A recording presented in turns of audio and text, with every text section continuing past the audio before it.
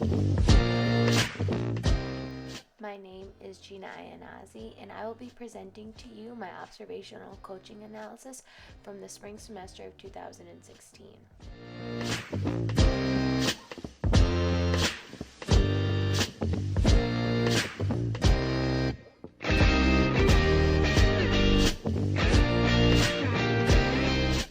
This semester, I shadowed head volleyball coach at Merrimack College, Tony Hajjar.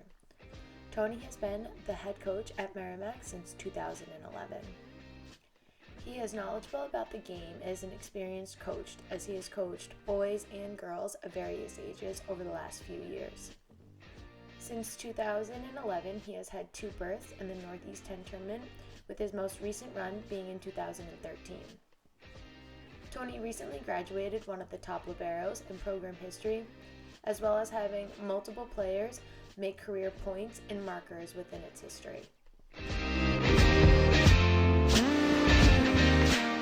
In my interview with Tony, I asked him how did he get into coaching and what made him want to be a coach. He told me coaching has been in his family for as long as he can remember.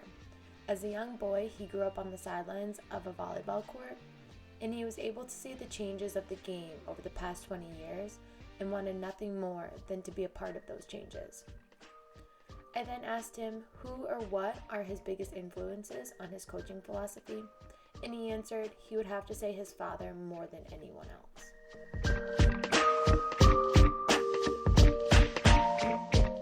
As I observed Tony's coaching style and then asked him about his coaching philosophy, he told me it's all about creating the foundation for life for his players. His athletes always come first. Sport in so many ways is and will be the backbone to living, so what these kids learn in all different situations in sport will relate to their life in the future for them. He respects each individual athlete's unique personality, and when he is recruiting, he recruits captains only, because they understand the dedication and commitment it takes to play at the next level. He ensures that these players will then fit into the team mold and the core values that he has set for his players. Tony's coaching style has aspects from the 3 common approaches to coaching that we learned from Dr. Wade Gilbert in his audio: the mastery approach, the autonomy supportive approach, and the transformational leadership approach. He has built a motivational climate that emphasizes learning and effort. He frequently and positively reinforces his athletes to do their best. He pays attention to each physical, emotional, and psychological needs of his athletes. Before the start of each season, the team and Tony sit down to establish and clarify team and individual goals. When they speak about individual goals, they have academic and athletic-based goals so the athlete can strive on and off the court. Then, they develop a plan to accomplish the tasks and the responsibilities of these goals. Tony ensures that every athlete has a clear understanding of their role and responsibility on his team. Tony is a coach that emphasizes communication. He told me he has always been a coach that says it like it is. His biggest goal for all of his players is to create an equal approach to all communication. He talks to everyone and takes the feedback the same. Tony has his own version about creating the salivating athlete. To improve his athletes, every practice has an objective and a goal that they strive to achieve. Tony puts away everything unrelated when it is time for his team. Those girls are his top priority, and he does everything in his power to create an environment where they have the opportunity to learn and grow, but have fun while doing it. I have had many conversations with Tony, and I find myself learning something new every time we speak. He creates meaningful relationships with others, and he cares deeply about the success of every athlete he coaches. Coach makes it a point to always end practice on a positive note and allow the team to play music and enjoy themselves once they have successfully completed the goals he has set. Tony is a role model for many. He himself leads a very busy life with coaching, owning a gym, personal training, and also being a husband and a father to 2 young girls. So it is important that he is organized and self-disciplined. His players see how hard he works as a coach and understand that they must put in the effort if they want to play and learn from the very best. Like I said previously, Tony is big on communication. With his experience coaching both boys and girls of various ages, Tony understands what it takes to communicate to his players. I asked him in our interview, are there any differences in your coaching style when you coach boys?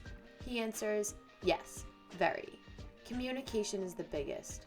I feel girls want to learn more about potential as boys play more with the now approach.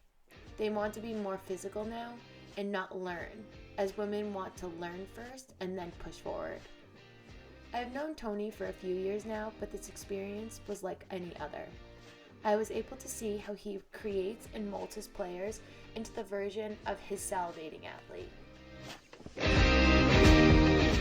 Tony will take a player during practice in a one-on-one situation to correct her and give her positive reinforcement. He told me females can sometimes be a challenge to coach, but he now understands that each player has a different style of learning and approaches the girls in ways that they can learn and correct a movement that they understand.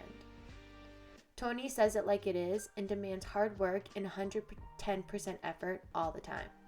He establishes an internal locus of control into his team, the belief that they can influence the outcome with resilience, effort, and perseverance if they work together. Tony is a great team motivator and knows what to say, when to say it, and how to say it. Now we are going to dive deeper into his communication and on the way he gives feedback to his players. Coach gives feedback that is descriptive, meaning it gives information, not advice to his players. This allows his players to think and learn about what is going on. This type of feedback is meant to improve their skills by making the athletes aware of what needs to be corrected about their performance. He considers this a developmental tool that is used to enhance their performance. Tony always provides feedback that is positive and reinforcement. He understands that female collegiate athletes learn best this way. They also learn by using a two-way feedback system, meaning he allows his team to interact with him and his assistant coach by asking questions and giving the team time to think about their answers and think about the situations at hand and how to improve them.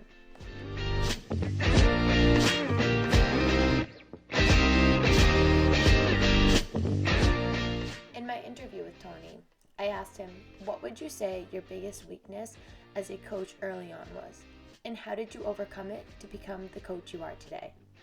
He told me his biggest weakness as a coach early on was his ability to take every loss personal. It was very hard to accept and be okay with losing in the beginning. He now understands that losing is all a part of the experience, especially as a coach. We win as a team and we lose as a team. We learn from our mistakes and we grow from them.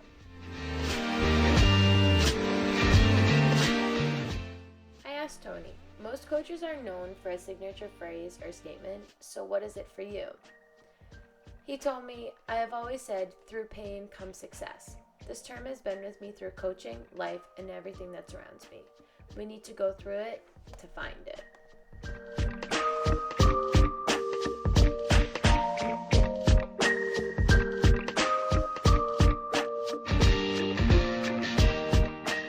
Here, I have listed some of the main objectives I had in my coaching philosophy from week 1 of this course. Over time, and during my observation hours, I learned to be more direct and clear about my expectations as a coach. I also need to make sure that I do not take every loss personally and that losing is all a part of the experience and that we learn from our mistakes. It is also essential to provide my athletes with informative feedback that gives them information and helps them learn and grow as a player. Two-way feedback is another way to interact with your players. It's the question-answer approach that allows your players to recap on the situation and give feedback to you and to their teammates. I have learned that it is essential to create a foundation for life for these athletes. It is important to create a culture that every athlete wants to be a part of. Creating a good culture and environment for the players will allow me to lead in a collaborative manner. As I reflect on this semester and this shadowing experience, and I look into my future, I understand that my coaching philosophy will change a little bit here and there, but the athlete will always come first. I will continue to always be supportive and provide guidance for my athletes, and I will be direct and clear about my expectations. It is important that I keep an open mind, and overall, I hope I can inspire my athletes to do and be their very best. Thank you, and I hope you enjoyed my presentation on Coach Tony Hajjar.